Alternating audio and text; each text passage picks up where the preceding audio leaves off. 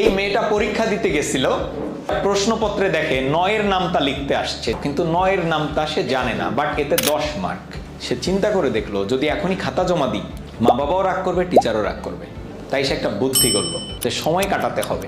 তো সময় কাটানোর জন্য সে এবার এই 9-এর নামটাকে এভাবে লিখে ফেললো, 9 গুণ 2, 9 গুণ 3 এভাবে করে লিখে ফেললো। এই 9-কে 9, 9-10 90, এটা যারা নামটা পড়ে তারা সবাই জানে।